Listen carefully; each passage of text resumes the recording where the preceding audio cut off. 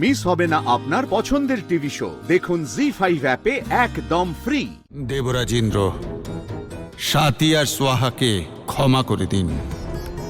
এতে এদের বিন্দুমাত্র দোষ নেই।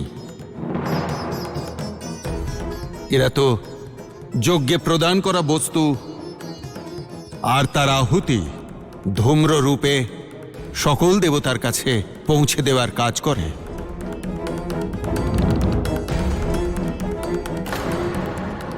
যদি মনুষ্য লোকে যজ্ঞানুষ্ঠান না হয়, তাহলে এরা আহুতি পাবে কোথায়?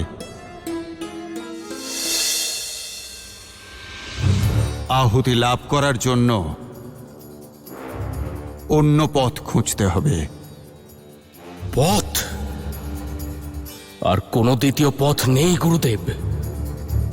আমাদের মহিষাসুরের সঙ্গে যুদ্ধ করেই ওকে আটকাতে হবে।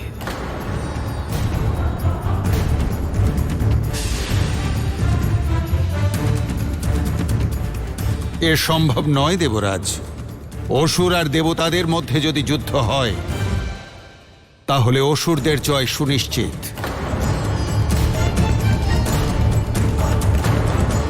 আহুতির অভাবে দেবতাদের শক্তি বর্তমানে অতি ক্ষীণ। তারা মহিষাসুরের মায়াবী শক্তির সম্মুখীন কি করে হবে? আর এখন তো মহিষাসুর আরও শক্তি অর্জনের জন্য তামসিক যজ্ঞ শুরু করে দিয়েছে। তাহলে আমরা কি করব গুরুদেব? এই সংকটের কি কোনো সমাধান নেই? আপনার চিন্তিত হওয়ার প্রয়োজন নেই দেবরাজ। সমাধান রূপে ভৈরব স্বয়ং পৃথিবীতে উপস্থিত। তিনি মহিষাসুরের সমস্ত মায়াবী শক্তি অতি সহজেই সহ্য করে নেবেন। এই যুদ্ধে তিনি দেবতাদের রক্ষা অবশ্যই করবেন। হে মাতা, আমি ভৈরব শক্তিপীঠের রক্ষক আপনাকে আহ্বান জানাচ্ছি।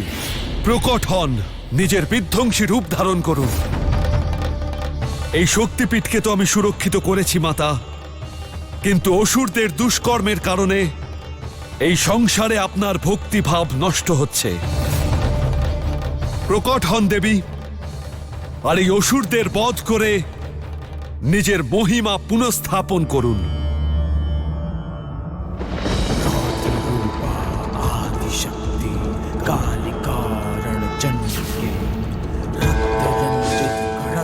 নকুলেশ ভৈরব, শক্তিপীঠ রক্ষা করার জন্য আমি তোমার কাছে কৃতজ্ঞ।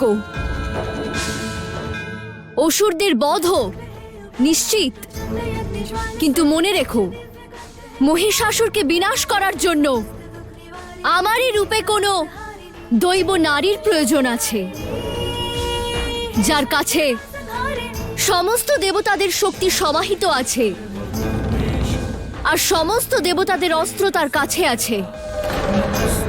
কেবল তেমন নারী ওর বধ করতে পারে, আর ওর অধর্মকে বিনাশ করতে পারে। আমি বুঝতে পেরেছি দেবী, আমায় কি করতে হবে। জি5 ডাউনলোড করুন আর সব এপিসোড দেখুন একদম ফ্রি।